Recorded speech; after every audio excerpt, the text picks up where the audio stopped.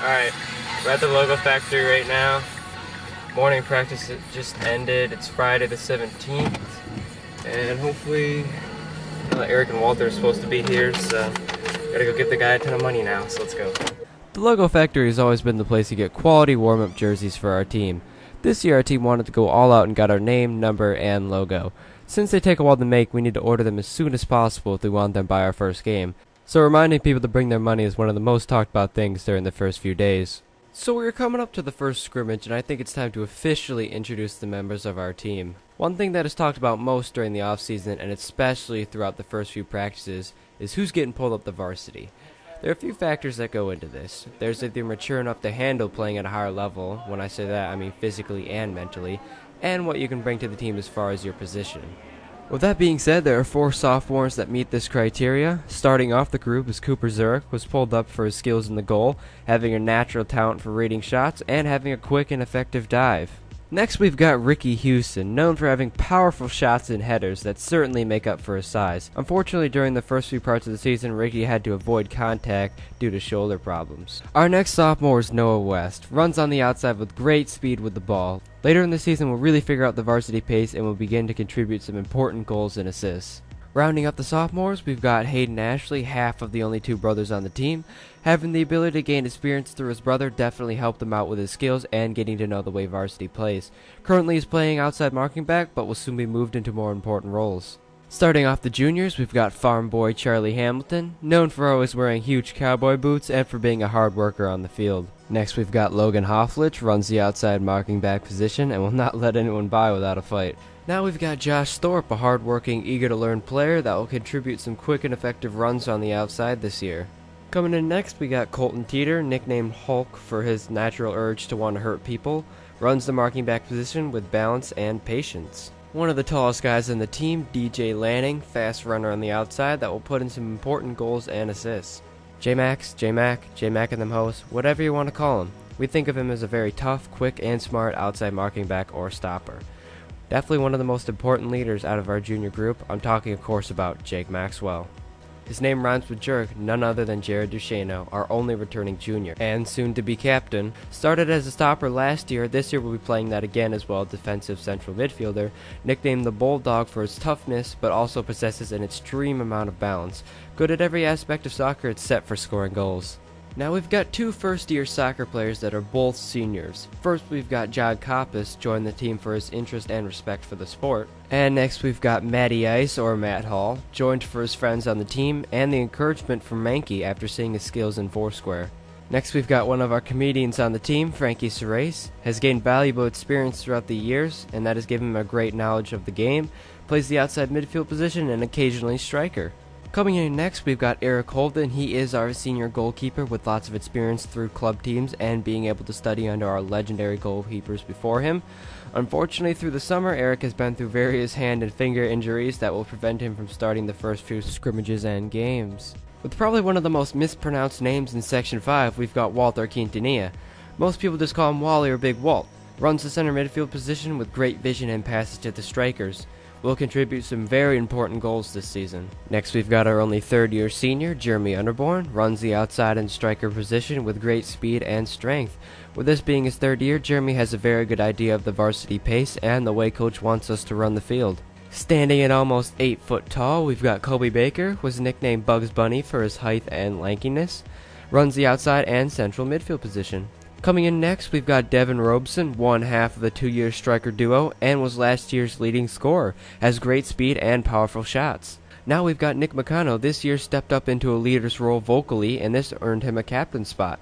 He has great experience controlling the backfield and is currently our starting sweeper. Last but not least, we've got myself. I introduced myself in the beginning of the movie, but in case you missed it, my name is Quentin Ashley, nicknamed the Magic Man. I am also the 3rd and final captain, and the other half of the starting striker set, and I also play some center mid too. I have great experience and a love for soccer. That's it for our team now, but our roster is not completely full, and I'll leave it at that. We'll learn more about that as time goes by. As for the coaches, first off, we've got assistant coach, Coach Schlegel, transferred over from Newark a few years ago, specializes in training goalkeepers, but overall has had a great impact on our players. And our head coach, Coach Mankey, him and his teams have built an empire that is feared throughout the Finger Lakes, earning themselves the legendary back-to-back undefeated seasons, not to mention the numerous Finger Lakes League titles. He has instilled his players with great soccer and life tips such as the famous quote, "If you want it, take it." Now that we got the introductions out of the way, let's move on to our first scrimmage against Red Creek. Can I take it that you don't need my help, and I am finally absolved of value? I can face it, but I don't need anyone else. Nobody does it like you do. And for all the others, there'll be better days ahead. And while I recover, I'll be wishing I was dead.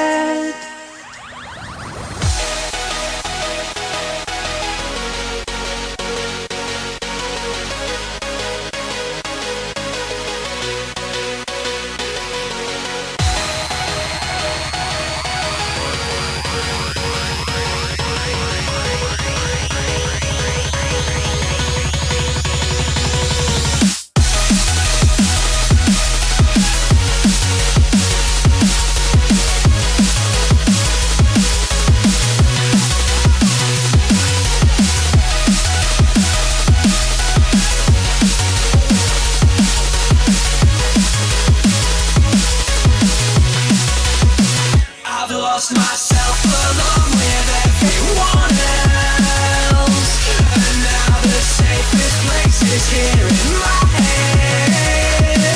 Well, I've been left on my own to survive, but I'm wishing I was dead. Well, I'd like to know what I'm doing wrong. I plan to stay back, but not for long. Now time has passed, another thing has changed. So I gotta grow wings or die. I don't need another reason not to die than life. Tell me if I'm doing it right this time.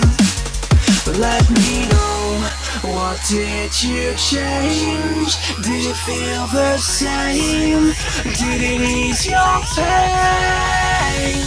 I've lost myself along with everyone else, and now the safest place is here in my head.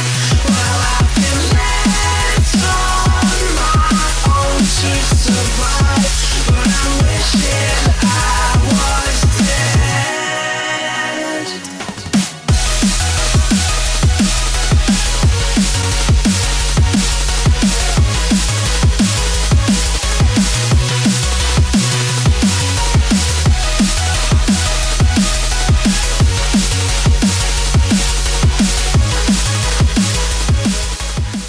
Red Creek overall was a solid team, strong, quick, and gave us a great training session. Coach, however, was not happy with our performance. He thought we were not in good enough shape. We were determined to give him a better showing in our next scrimmage against Sodus. Alright, pulling into the school now. Looks like everyone's playing Foursquare, so I guess we'll do that for a little bit. This is the scrimmage against Sodus. This isn't even us, it's a JV, so I guess I'm gonna go down there. I actually got a cool story. This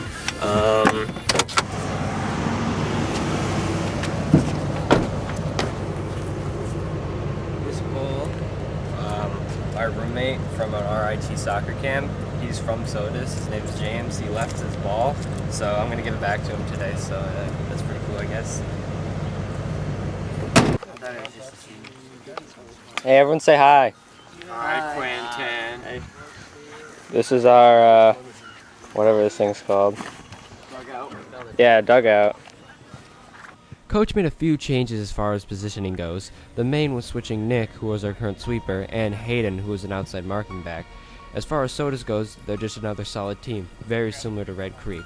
However, we played a very different game that day, and our use of smart pressure and finishing our shots completely destroyed them. I think it's something to be proud of the fact that no other team they would play throughout their season would beat them as bad as we did that day.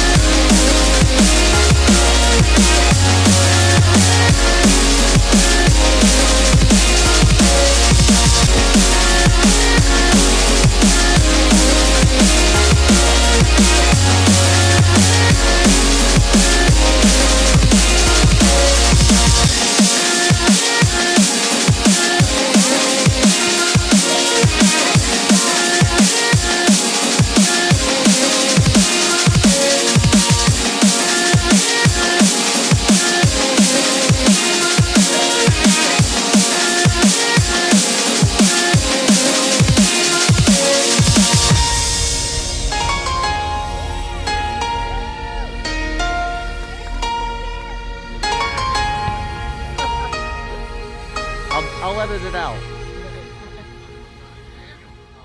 Boom! Nice! Goal by Quentin Ashley.